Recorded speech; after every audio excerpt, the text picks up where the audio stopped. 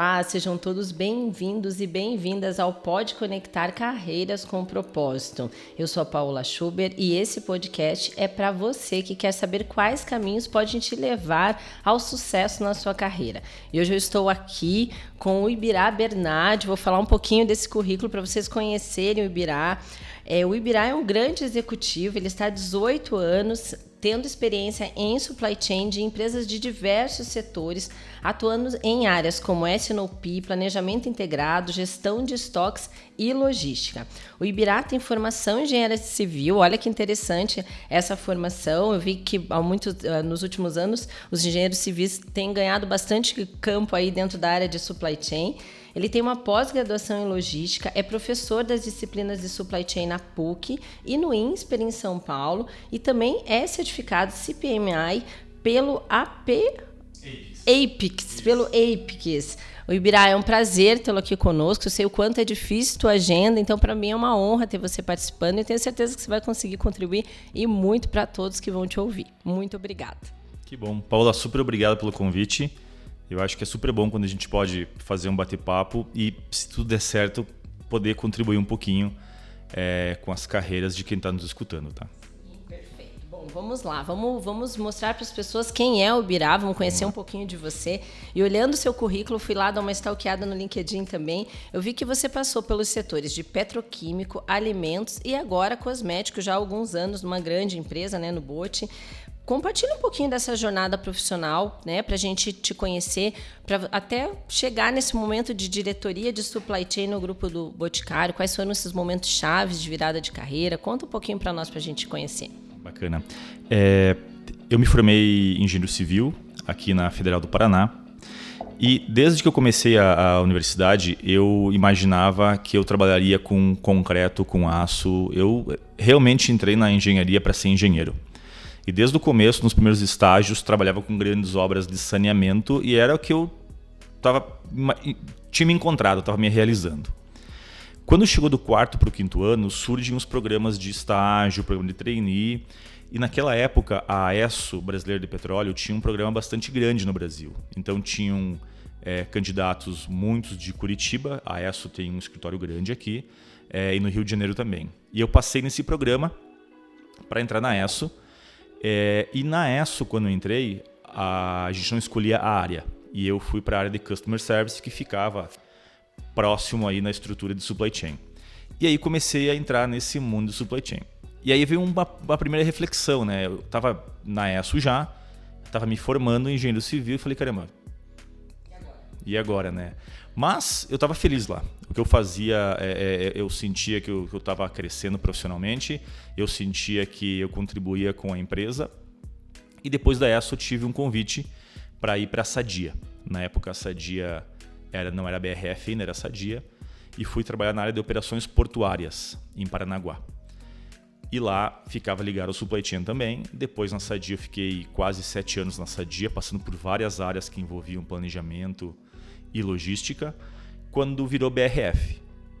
Quando virou BRF, permaneci nessas áreas muito próximo do supply, quando recebi o convite para vir para o Bote. E aí sim, fazem 10 anos que estou no Bote, entrei como coordenador de planejamento de curto prazo, depois virei coordenador de planejamento de longo prazo, depois virei gerente de longo prazo, virei gerente sênior de longo prazo, até virar diretor executivo de supply chain. Então, tinha um sonho de ser engenheiro, comecei em engenharia, antes de terminar a universidade já estava em supply e acabei fazendo minha carreira aí, gosto do que faço, me encontrei nessa área do supply chain. Que legal, que bacana. E vamos falar um pouquinho de logística e supply, né? Até para as pessoas que estão nos ouvindo, muitas vezes eu vejo que isso se confundem, né? Às vezes a gente anuncia vagas como analista de supply chain, às vezes especialistas em logística. Qual que é essa diferença conceitual? Acho que é importante a gente trazer isso para as pessoas. Maravilha. E se confundem mesmo, porque em muitas empresas é uma coisa só.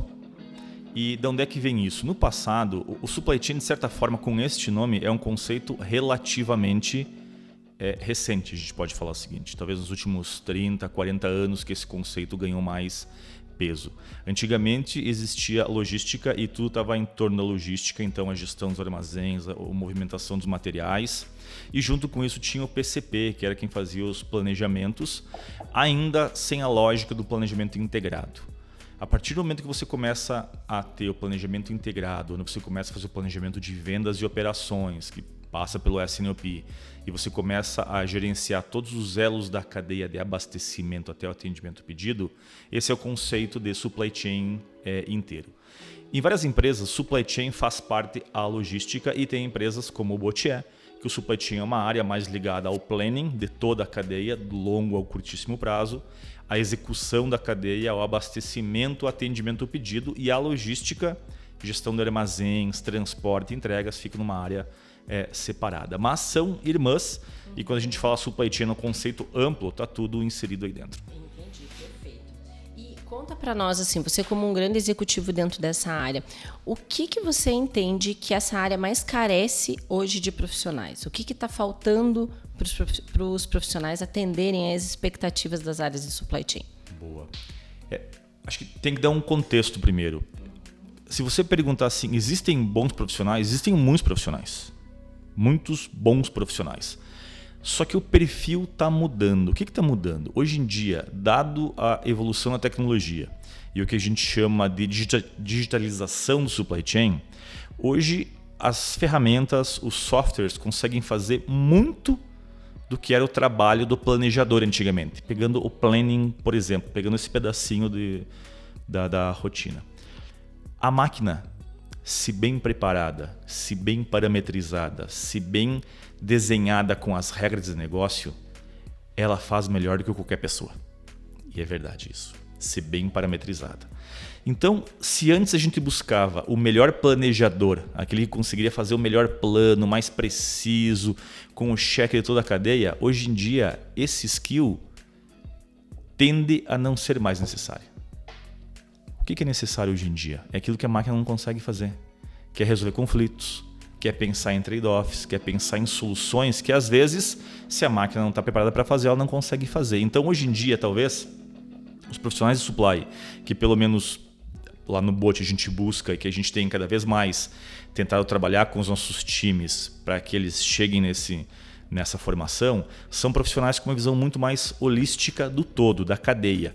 Ou seja, o profissional de supply tem que entender tanto do varejo, do que está acontecendo na ponta, se a venda está indo bem, se aquele lançamento performou bem, não performou bem, se aquela campanha que nós colocamos está indo bem, se o abastecimento para o Natal já está ok. Tem que entender tanto do varejo quanto dos demais elos na cadeia.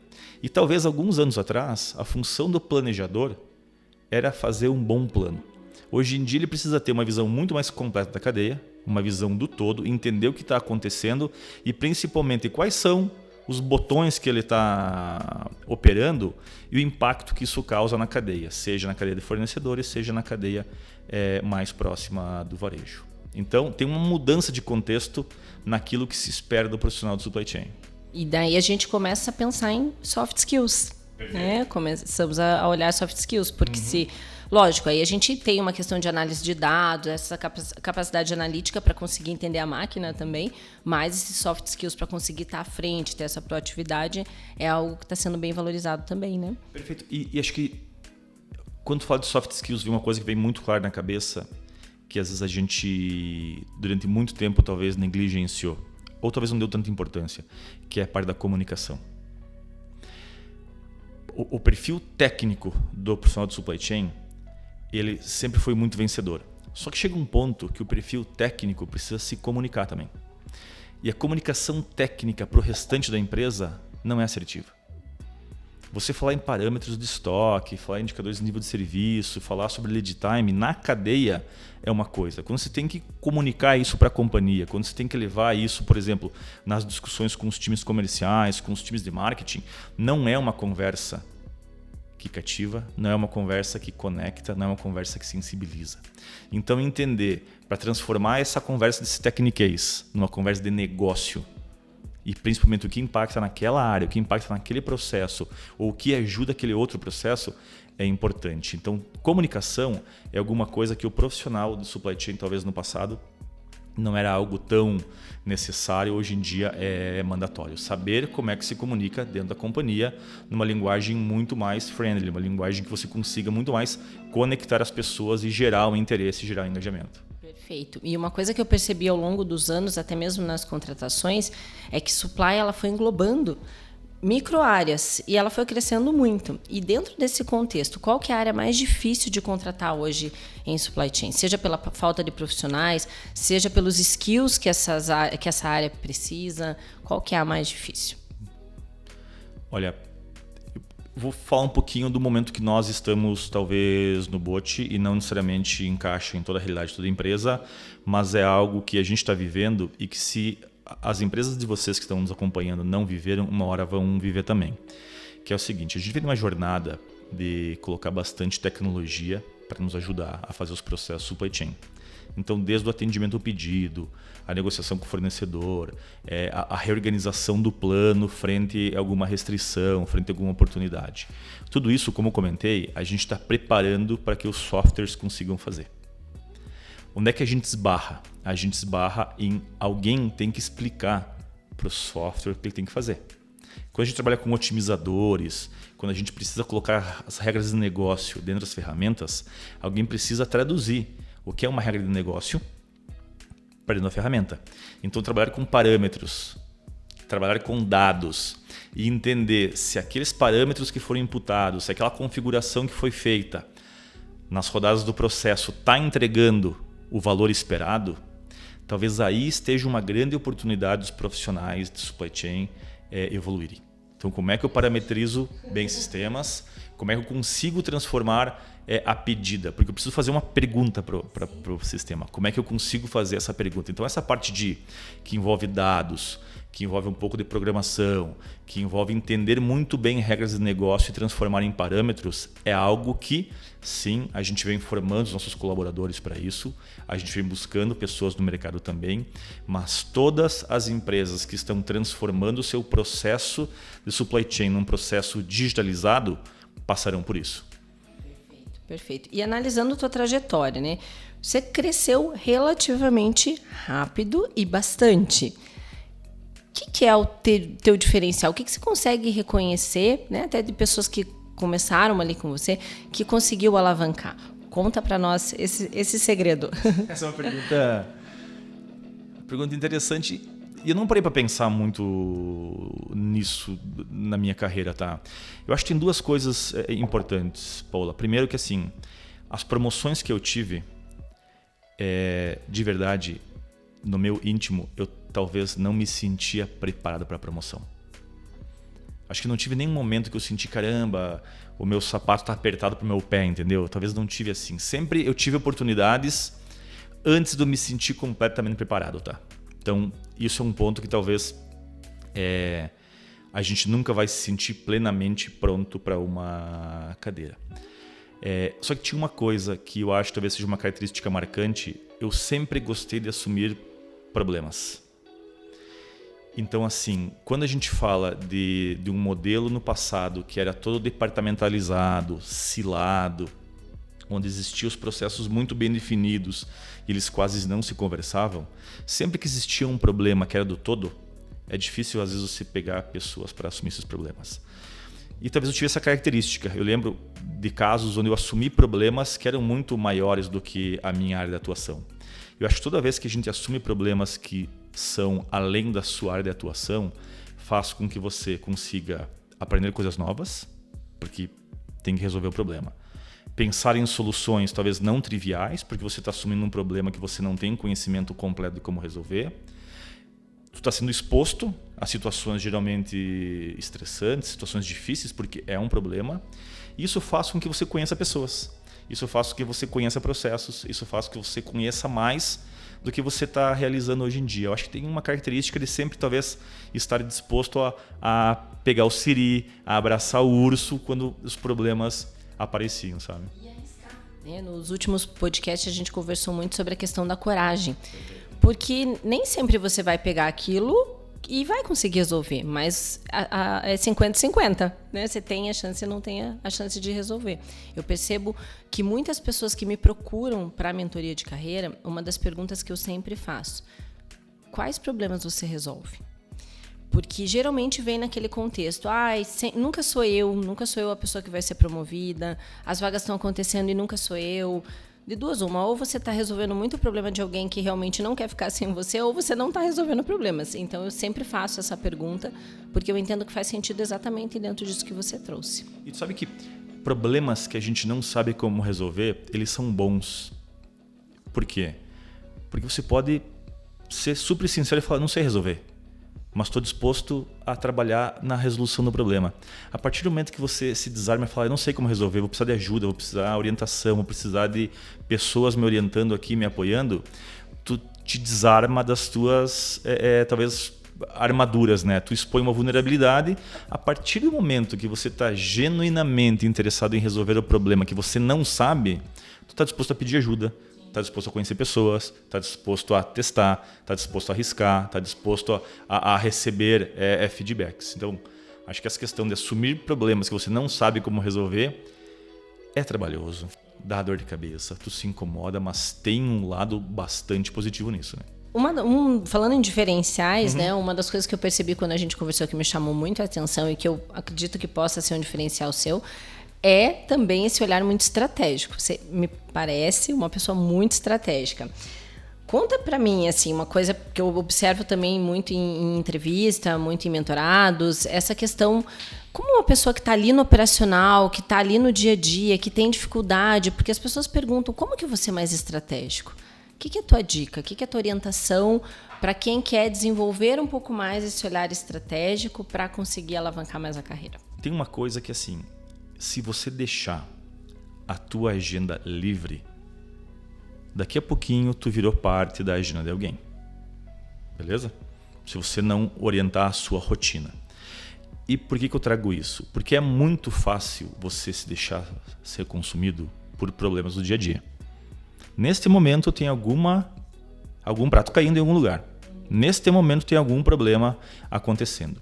Se você deixar que todo problema do curto prazo te drague, você não consegue parar para pensar para frente. E conforme a gente vai crescendo na carreira, a gente vai ganhando mais responsabilidade em olhar para frente.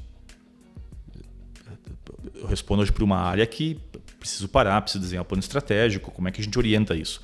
Se a gente não se organiza, eu com o time, a gente não se organiza para parar para fazer isso, e o parar para fazer isso parte de fazer benchmarking, olhar para fora, participar de congresso, entender quem é que está fazendo coisas muito boas e ir lá falar, cara, o que você está fazendo? Deixa eu entender o que você está fazendo que parece que tem interesse. E trazer isso para dentro de casa. E ter um tempo de qualidade. E aí você tem que cravar esse tempo na agenda para falar, caramba, essas são as dores que nós temos. Essas são as oportunidades que nós temos. Como é que a gente transforma essas oportunidades em solução para as dores? Então tem uma questão que é ter disciplina de pensar, ter disciplina de olhar para fora, além do teu espacinho, além da tua zona de atuação. Essa acho que é a parte mais aterrissada de como fazer isso. E tem uma outra coisa que, assim, eu gosto de entender o que está acontecendo no mundo. Então eu gosto de participar de congressos, leio muito, revistas, assisto vídeos, assisto podcasts e converso com muitas empresas. Participo de grupos de outros líderes de supply chain, onde eu tenho a oportunidade de entender o que os outros profissionais estão fazendo. E quando eu vejo alguma coisa que assim, caramba, este tipo de problema que a gente tem e que a gente não está conseguindo resolver, outras empresas já passaram por isso. Ou também têm o mesmo problema. Deixa eu lá perguntar como é que estão fazendo. E aí é super natural bater na porta e falar, olha, esse problema que eu tenho parece que tu conseguiu resolver. Como é que tu faz? E é normal existir essa troca de boas práticas sem nenhum problema, sabe? Então, se provocar para entender que os problemas que estão aí, eles precisam ser tratados e não que a gente precisa se acostumar com o problema, faz com que desperte esse senso de, caramba, a gente precisa olhar para frente, precisa resolver isso, precisa propor coisas novas. Perfeito. E é bem interessante isso que você trouxe, que a gente também promove networking. Bacana. Né? Uhum. Porque assim, todo mundo sempre fica, como que eu vou fazer networking? Rede social não é para mim. As pessoas não me respondem. você participar de um congresso, vai te promover a conhecer pessoas, até porque assim, né, o Ibirá, você deve concordar comigo, que quando você está inserido dentro de um meio onde não é só você que está querendo fazer networking, as outras pessoas que estão lá também vão com esse objetivo. Então já existe uma quebra de barreiras, diferente de às vezes você abordar ela no dia a dia de trabalho, que ela está lá cheia de coisas para fazer e talvez não vai conseguir olhar para isso. Então, perfeito. Bom, fala para mim, quem quer fazer uma transição de carreira para supply? Qual o atalho hoje em dia? Alguém que está em outra área e vê que supply é uma área bem promissora, que ganhou muitos olhos das empresas nos últimos anos. Conta para mim, o que seria o teu conselho? Bacana. Existem hoje em dia formações, né? Putz, quero me formar em logística, quero me formar em supply chain. Existem, mas não existem tantas assim, talvez, para fornecer os profissionais que são tão demandados hoje em dia. A gente promove no BOT muito, que a gente chama de job rotation, tá? Todo ano tá chegando pessoas para trabalhar conosco no supply chain que vêm de outras áreas, que vêm da indústria, que vêm da logística, que vêm do marketing, que vêm do comercial, que vêm de outras áreas. Qualquer outra área pode vir para o supply chain. E por que eu incentivo muito isso? E acho que lá a gente busca incentivar muito isso. Porque sempre quando alguém vem que teve vivência em outra área, agrega alguma coisa nova. Como é bom ter um profissional que vivia o dia a dia da área comercial em supply chain. Porque ele sabe perfeitamente onde é que aperta o calo. Quando a gente não faz uma entrega boa, quando a gente se atrapalha com algum prazo, quanto que impacta o time comercial. Como é bom também ter alguém do marketing que está lá focado em lançar produtos, desenvolver produtos e sabe do impacto quando a gente atrasa um lançamento. Então essa migração entre áreas é bastante benéfica. Então assim, primeiro, qualquer profissional, acredito que qualquer área, pode vir para o supply chain. Como é bom termos profissionais financeiros em supply chain, que conseguem transformar todo o nosso tecniquez em linguagem financeira, que é uma linguagem comum na companhia como um todo.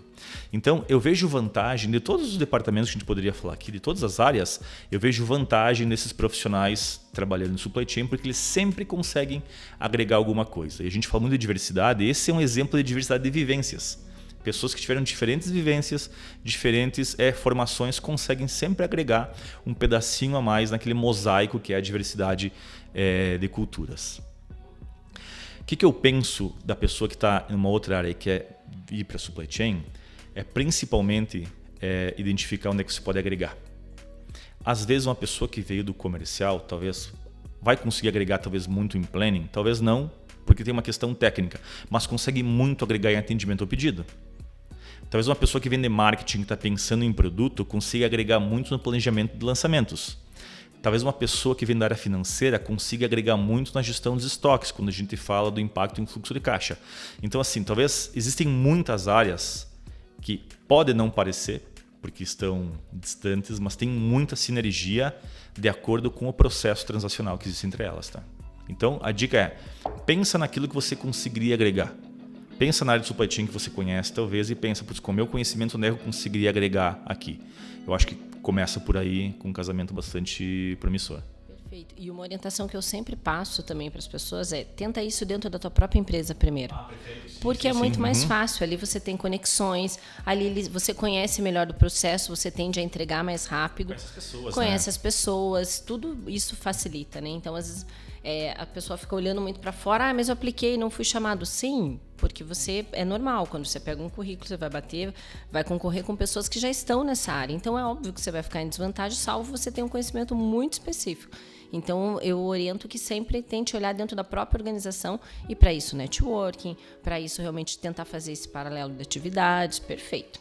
Sabe que tem mais um caminho que a gente tem trabalhado muito o que a gente chama de squads, né? Então, hoje em dia, o modelo Agile tem muita questão de squad. Então, por exemplo, a gente, ano passado, estava com uma crise em alguns atendimentos de uma determinada família de produtos. E a gente queria entender, caramba, a gente tem um plano de resolver isso, só que tem que ser um plano amplo, um plano que envolva mais áreas, porque isso vai impactar as rotinas do marketing, vai impactar as rotinas do comercial, vai impactar a rotina de quem está lá na loja atendendo o pedido do consumidor. Como é que a gente faz isso? Então montamos uma squad com diferentes pessoas de várias áreas. Esses times multifuncionais fazem com que estão trabalhando juntos, uma pessoa acaba conhecendo outra área e começam a surgir, caramba, eu não sabia que esse pessoal fazia isso e parece que eu consigo agregar. Daí surgem várias conexões super boas. Vários profissionais que estão hoje vindo trabalhar conosco no Supply do Bote vieram de trabalhos que nós fizemos multifuncionais para resolver alguma dor, para resolver algum problema. Que não eram pessoas assim, meu sonho é ir para Supply. Não, como trabalharam juntos num problema, entenderam, caramba, entendi que eu posso agregar nesse processo porque eu vi o que está rolando lá, eu consigo agregar nisso. Então, deixa eu me inscrever para essa vaga, deixa eu falar para aquele gestor que eu tenho interesse em participar do time dele, sabe? Iniciativa de você procurar esse gestor, e a gente fala da importância da flexibilidade cognitiva para os times. Total. Nós já falamos aqui sobre a flexibilidade. Muitas vezes a gente percebe, nós como consultoria, aqui pensando em a priori, a gente tem o desafio de provocar os gestores quando a gente está no alinhamento. E se a gente trouxer alguém de outro segmento? Se a gente trouxer alguém que conhece desse processo, mas não exatamente dessa forma? Você tem interesse em conhecer? Porque a gente acredita muito nisso, né? A gente trabalha muito isso na equipe, da gente fazer essas provocações, porque às vezes aquele gestor, aquela gestora que está contratando, ele está tão obstinado em pegar alguém do segmento para resolver um problema dele rápido, e quando ele pega uma pessoa de um segmento totalmente diferente, ele consegue ver o problema de uma forma diferente e traz uma solução muito melhor. Então, acho que é esse desafio assim, de você pensar, tudo bem, eu trago alguém, pode ser que ele performe mais rápido porque ele conhece do meu negócio, mas em contrapartida você perde de evoluir, você perde de tentar alguma coisa diferente. Perfeito. Né? Falando de desafios, falando de negócios, né? Como que você vê hoje a inteligência artificial, esses processos de inovação, como que eles estão impactando hoje dentro da área de supply?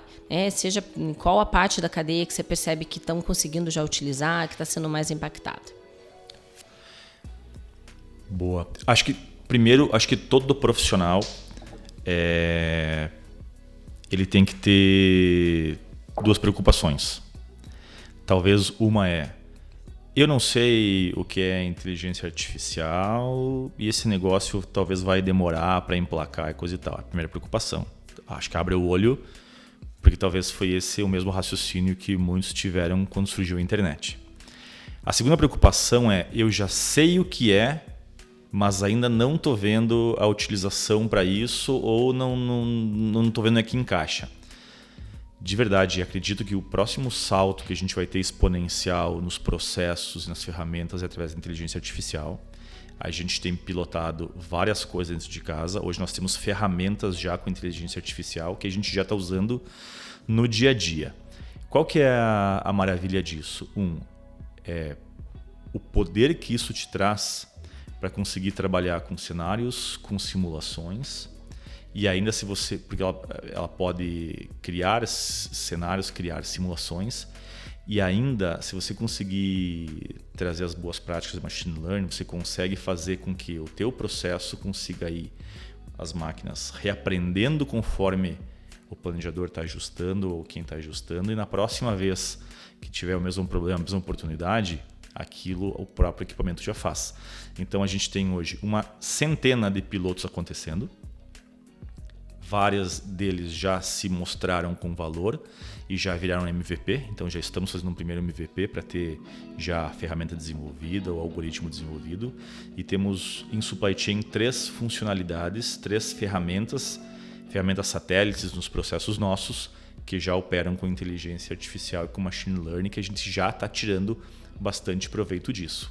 Então, assim, acredito que veio para ficar, acredito que vai ajudar muito e acredito que vai demandar que a gente tenha daí profissionais daquele ponto que eu falei, que consigam parametrizar melhor, que consigam explicar para a máquina qual que é a pergunta, que consigam traduzir regras de negócio dentro de uma ferramenta dessas.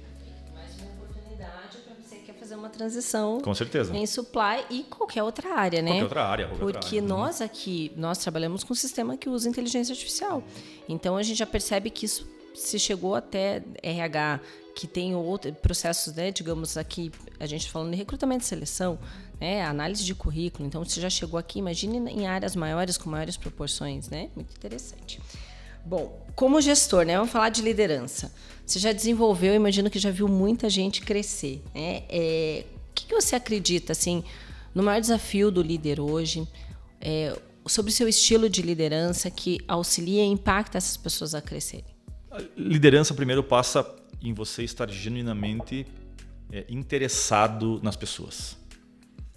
Acho que a gente tem que cuidar de resultados, tem que cuidar de rentabilidade, tem que cuidar da evolução das empresas, e tudo isso é feito através de pessoas. Se você não está genuinamente interessado nas pessoas que estão com você, você tem um problema. E quando você está interessado nas pessoas que estão com você, você trabalha para criar relações de confiança, para criar relações verdadeiras, para criar relações transparentes. Então, a primeira coisa que eu busco com todo profissional que trabalha da minha linha direta, primeiro, nós temos conversas duras e transparentes. Então, você pode pegar talvez qualquer profissional que trabalha diretamente comigo e eles têm clareza qual que é os objetivos que nós temos em comum, onde é que a gente tem que chegar, qual que é o plano. Eu tenho clareza qual que é o plano de ambição que eles têm, qual é o plano profissional deles. Então, não existe aquele negócio, putz, eu nunca soube disso, nunca a gente teve esse tipo de conversa. Nós temos esse tipo de conversa. A gente conversa quais são os pontos que nós temos que evoluir. Eu observo pontos que o profissional tem que evoluir, observo pontos de oportunidades que ele pode crescer mais, pontos que ele pode brilhar ainda mais, e também eles me trazem quais são os pontos que eu posso evoluir. Não é porque eu estou na hierarquia, numa situação acima da deles, que eu não tenho ponto de evoluir ou tenho menos pontos de evoluir. Tem um monte de defeitos que todo dia eu estou conversando com as pessoas para receber também esses feedbacks. Então, genuinamente, estou interessado nessas pessoas, estou interessado nessa relação entre pessoas. E o meu estilo de liderança é muito de ter os combinados claros e depois a gente volta a conversar se os entregáveis aconteceram ou não. Não é minha característica ficar gerenciando o tempo das pessoas, fazer microgerenciamento, coisas assim. Tenho muita abertura para qualquer profissional do meu time, de qualquer área, consegue me acessar através do Slack, lá que a gente usa o Slack na companhia, ou numa situação fora do ambiente de trabalho, no WhatsApp, caso não sejam os horários convencionais. Qualquer colaborador pode me acionar. Qualquer pessoa do time consegue me acionar, putz, queria ter uma conversa, queria uma orientação, acho que isso não está legal. E o que eu gosto muito é quando tem essas conversas, porque eu também quero me beneficiar de uma conversa dessas, que é o seguinte: e como é que está a minha liderança? Onde é que não está indo bem? Naquele momento que a gente teve tal ponto que eu agi dessa forma, tu acha que foi correto ou podia ter sido diferente? Então tem uma série de formas onde a gente se beneficia nessa troca com os colaboradores nossos. E quando eu falei que a gente tem muito claro os combinados e depois a gente faz follow-up do que aconteceu e não aconteceu, não é que foi um delargamento, né? A partir de agora é com você, não. Estou sempre disponível a gente vir e corrigindo a rota. Mas não é minha característica ficar no pé do colaborador, ficar fazendo microgerenciamento, ficar querendo acompanhar o que está acontecendo na rotina, ou muito menos ser centralizador. Tudo tem que passar por mim antes de acontecer. E, inclusive, uma das práticas que eu utilizo de liderança é deixar a pessoa se expor. E o colaborador se expondo, é fato que às vezes quando ele está numa reunião mais tensa, pode ser que ele queime a mão, que ele fale alguma coisa que não devia ter falado e coisa e tal. E isso vira aprendizado depois. Isso não tem que ser encarado como um erro, como uma punição. E sim tem que ser encarado como alguma coisa. Aqui poderia ter sido feito diferente. Na próxima vez vamos cuidar que a gente haja de maneira diferente nesse ponto aqui. Então a exposição do colaborador, deixar que ele consiga tomar as próprias decisões, que ele consiga tomar iniciativa em determinados momentos e que ele consiga principalmente também colocar a sua característica na sua forma de trabalhar, que não seja a minha característica e sim seja a característica dele e juntos nós consigamos extrair o melhor para o negócio. Até porque ele precisa passar por essa fase em algum momento. Né? Ele precisa passar por essa vulnerabilidade. Acho que o grande desafio aí está em qual momento você pode colocar nessa exposição, você conseguir ter essa sensibilidade. Mas senão a pessoa não vai evoluir nunca, né? Ele vai estar sempre lá e realmente não vai passar. E tem colaboradores que precisam mais atenção, que pedem mais atenção. Tem colaboradores que preferem trabalhar mais sozinhos, de acordo com a sua própria estratégia. Tem colaboradores que, para terem segurança, para entrar numa agenda mais difícil, na apresentação de um projeto, gostariam que você desse uma olhada no material, desse uma criticada. Tem colaboradores que preferem fazer com da sua própria forma. Entender que as pessoas são diferentes, que a gente não pode plotar elas e todo mundo é igualzinho, existe uma receita igual para todos. Acho que você se permitir que existem muitas diferenças e que cada um é único e existem formas de você lidar com cada um e você também não pode ser único na relação com essas pessoas, que você tem que se adaptar de acordo com a pessoa, Acho que é importante para você conseguir ter relações únicas com aquela pessoa aí. E essa pessoa se sinta única, se sinta valorizada, se sinta entendida, se sinta ouvida, se sinta acolhida principalmente. Se usar um by the book para tudo, a pessoa vai se sentir como mais um. Putz, a mesma receita de bolo parece que para todo colaborador está sendo aplicado, sabe? Perfeito. Eu vi no seu LinkedIn que você participou de um evento do Digital Supply Chain, né, promovido pela Ciclo Academy. Academy, e você recebeu um prêmio como o melhor case de Supply Chain de 2022. Conta para nós o que foi essa conquista. Legal. Em 2022, a Ciclo Academy nos convidou para, se a gente queria apresentar um case de boas práticas em Supply Chain. E a gente escolheu um case que a gente chama de Risk Analytics. O nome é bonito, mas é simples explicar o que é. A gente entendia o seguinte: nós temos um arquivo de dados imenso de tudo que acontece na cadeia. Então, vou te dar um exemplo. A gente colocou um pedido para o fornecedor teve que mudar a quantidade, atrasou, depois teve problema de reprovação por qualidade, ou o pedido foi entregue 100%, ou foi entregue até antes. A gente tem um histórico de tudo que acontece na nossa cadeia, nos registros que ficam nos nossos sistemas. A provocação que a gente fez, a gente convidou uma empresa parceira nossa, que é a 7D Analytics, para nos ajudar nisso, que a gente queria o seguinte: tanto se fala, por exemplo, de inteligência artificial, de machine learning, de métodos matemáticos para tentar representar o passado numa situação de futuro. Então, assim, se a gente pegasse todos esses dados nossos da cadeia, atraso de produção, atraso na logística, e tudo isso a gente conseguisse representar o futuro e falar, olha, para as próximas campanhas que você vai ter promocionais, para os próximos lançamentos, a chance destes eventos do passado voltarem a acontecer é X%, para nós seria um grande norteador para saber, caramba, esta campanha de Natal, por exemplo, tem grandes chances de ter problema. Esse lançamento tem grandes chances de atrasar. Baseado no quê? Baseado numa série de dados históricos. E aí, o que o pessoal fez? O pessoal montou um modelo matemático que usa modelos numéricos e um método de simulações chamado Monte Carlo, onde ele pega milhões de variáveis e faz milhões de simulações buscando correlações altas. E ele consegue identificar este produto nesta campanha de vendas daqui a 8 meses.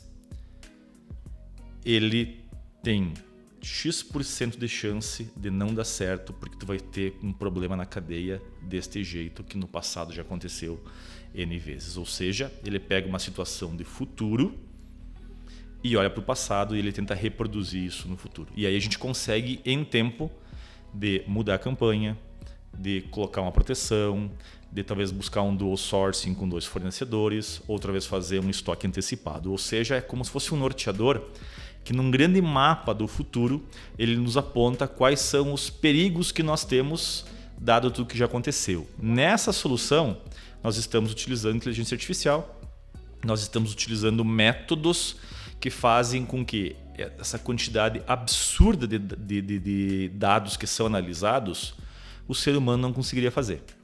As máquinas que nós temos hoje talvez não conseguiriam fazer com a precisão e com a quantidade de correlações que esse sistema faz. E esse sistema tem nos ajudado a saber quais são as grandes apostas que nós temos que fazer e como é que a gente mitiga esses riscos do futuro. E a gente chamou isso de Risk Analytics, porque é uma análise de risco futura. E aí foi, de todos os cases que foram apresentados em 2022, foi o case que a Ciclo Academy premiou como o melhor case ou mais inovador em supply chain. Então a gente já está, como eu comentei contigo, aplicando essas boas práticas que a gente vê que estão acontecendo no mundo em supply chain. Não necessariamente isso que a gente aplicou, a gente tinha visto em supply chain. A gente viu talvez em outras funcionalidades de outras áreas e entendemos, caramba, parece que isso faz sentido aqui com a gente. E esse é um tipo de coisa que a gente tem feito muito no Bot, que é pegar propostas que a gente acha interessante e desenvolver internamente. Nesse caso, nós convidamos uns parceiros nossos para nos ajudar a desenvolver, mas agora a evolução desse sistema está dentro de casa, feito pelos nossos próprios colaboradores de supply com os nossos parceiros de tecnologia. Super interessante. E eu fico imaginando isso dentro do universo do Boticário, né? Com milhões de produtos, com tantas linhas de negócio, eu fico imaginando a proporção que isso... Esse é um exemplo que eu trouxe no começo, que às vezes a frase é meia dura, que se a máquina é bem treinada, ela consegue fazer melhor que o ser humano. Porque o ser humano conseguiria fazer isso? Conseguiria, mas precisaria de anos para conseguir fazer essa mesma análise, se é que ele conseguiria fazer, que a máquina consegue fazer numa rodada que dura um pouco mais do que 3 horas. Então, talvez, é esse tipo de exemplo que eu dou, que as máquinas, se bem preparadas, vão entregar, e já entregam hoje, muito melhor do que o ser humano aí. Perfeito, Ibirá. Bom, agora eu quero trazer algumas palavras para você me trazer o significado delas para você, tá? Sustentabilidade. Bacana. Sustentabilidade, acredito que tem que ser algo que driva as organizações e o nosso cotidiano, que só é bom se for bom para todo mundo. Então, o que eu quero trazer aqui? Por exemplo, aquilo que nós estamos fazendo como empresa, como grupo, é bom para a sociedade? É bom para o meio ambiente? É bom para a cadeia que nos suporta? É bom para os nossos parceiros comerciais, nossos parceiros fornecedores? Se é bom para todo mundo, tem sentido. Se não é bom para alguém, não está sendo sustentável para o ecossistema que a gente está inserido. E carreira? Uau!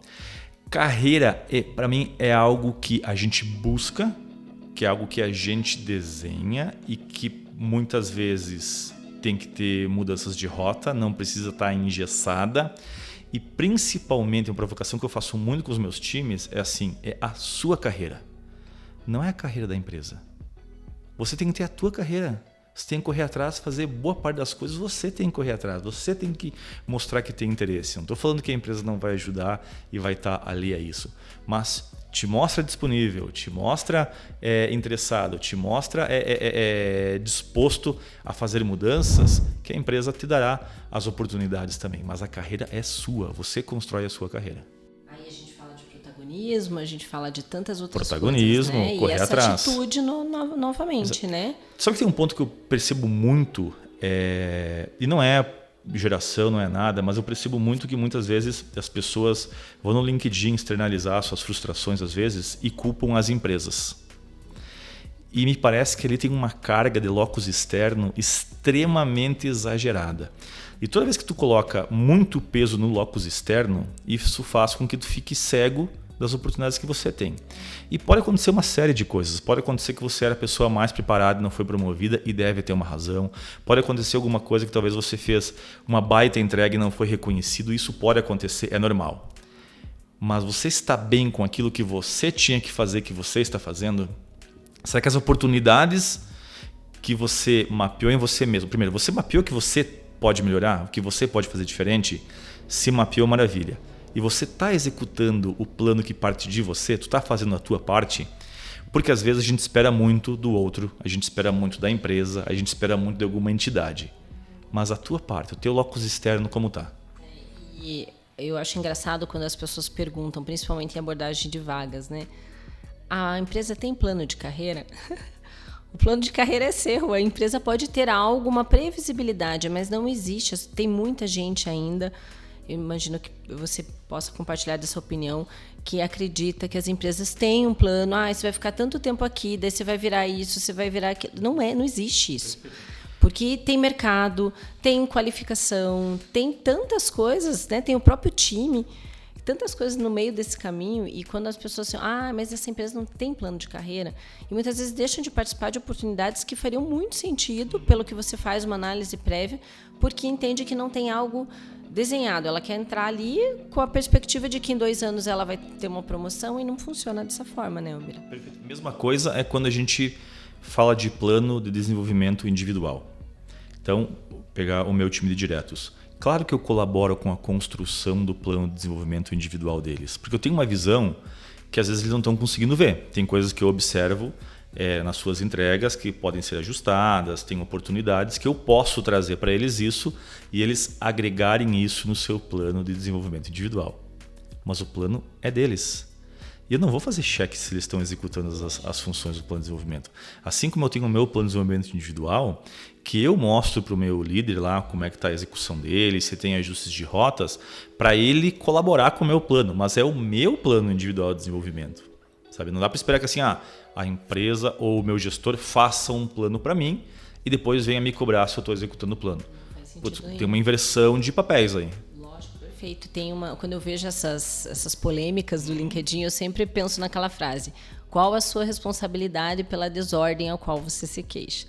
Eu falo muito isso em mentoria também, porque as pessoas vêm com essa carga, não, porque a empresa, então, é a vítima, né? Quando você também aceita esse papel e você não consegue entender onde que você errou ali para você também conseguir evoluir. E o que isso faz? Faz com que as pessoas vão repetindo ciclos.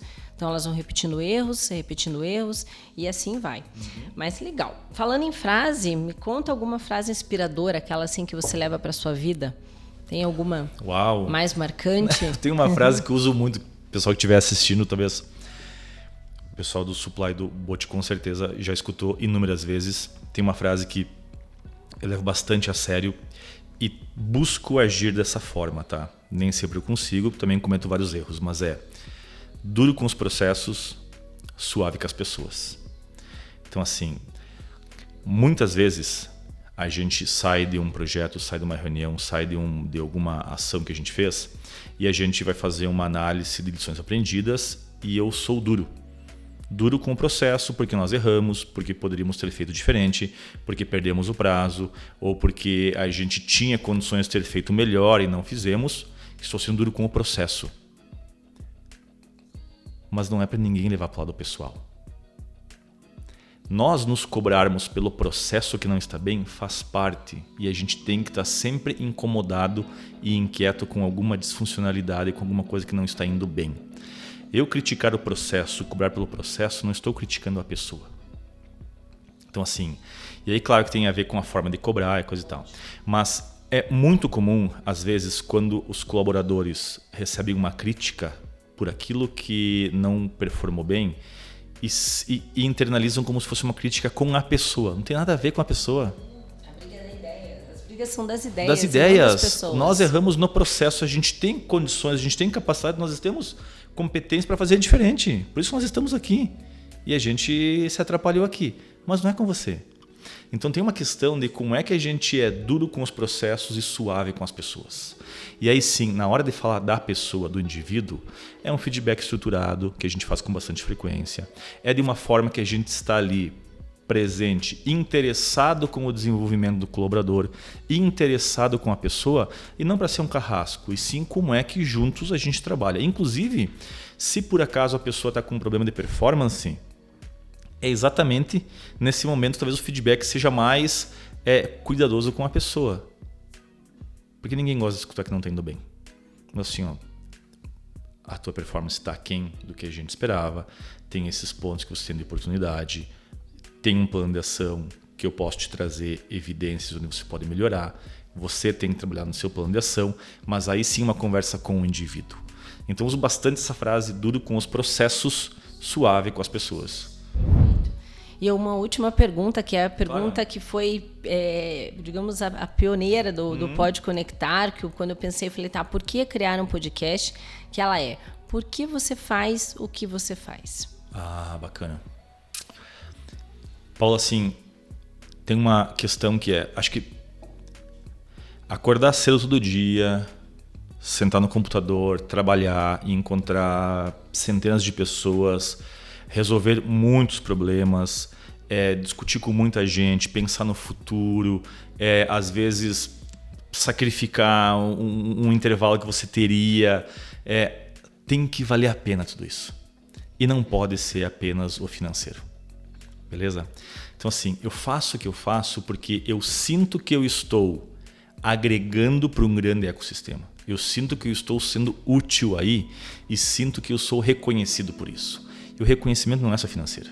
O reconhecimento é as oportunidades que eu tenho de estar num evento, é as oportunidades que eu tenho de estar representando a minha área numa reunião, são as oportunidades que eu tenho de estar em fóruns onde as pessoas estão escutando o que eu estou querendo propor para o futuro da companhia. Então eu sinto que eu estou num ambiente onde eu estou colaborando, Eu sei qual é a participação que eu tenho aí, eu tenho espaço para colaborar, tenho oportunidades de fazer mais e ao mesmo tempo me sinto reconhecido por isso. Sinto reconhecido, sinto cuidado, sinto que eu tenho pessoas que olham por mim, sinto que tem uma série de coisas que eu estou fazendo e que às vezes a gente até pensa, caramba, será que alguém está vendo? Assim, as pessoas estão vendo. O grupo está vendo. Quem está lá em cima está percebendo o que está fazendo. E eu tenho certeza que eu consigo trabalhar e ajudar a vida de milhões de pessoas. Todo mundo que a gente contrata, todo mundo que a gente promove, todo mundo que a gente migra de uma área para outra, com certeza também espero que tenha esse mesmo sentimento de saber que está contribuindo para algo muito grande e que também esteja sendo reconhecido, sendo valorizado, sendo cuidado, tendo um carinho especial. Perfeito. E aí a gente fala da autorrealização, né? Do quanto ela faz você, ela te impulsiona, o quanto ela faz você crescer. Perfeito. Porque de verdade, se fosse pelo salário, tem uma série de coisas que não valem a pena. Então assim, tem que fazer isso porque tu sente que realmente está fazendo algo importante, que realmente está fazendo algo que tem valor e que tu te sente bem fazendo isso, que tem um reconhecimento, que tem um incentivo para isso. Perfeito. Ibirá, muito obrigado pelo seu tempo, pela sua disponibilidade. Tenho certeza que a gente vai conseguir contribuir para muitas pessoas, não só da área de supply chain, mas também para líderes, para outras pessoas que estão aí buscando crescimento na sua carreira. Tá, Joia. Obrigado. Eu agradeço. Obrigado. Conversa super boa, super ótima. Estou sempre à disposição e tomara que tenha conseguido encontrar pessoas que gostariam de escutar algumas coisas que consegui trazer aqui junto contigo hoje. Não tenho dúvida. Chegamos ao fim do 9º episódio do Pode Conectar. Você que está aí buscando caminhos para impulsionar a sua carreira, assista esse vídeo, compartilha e marca quem precisa saber disso também.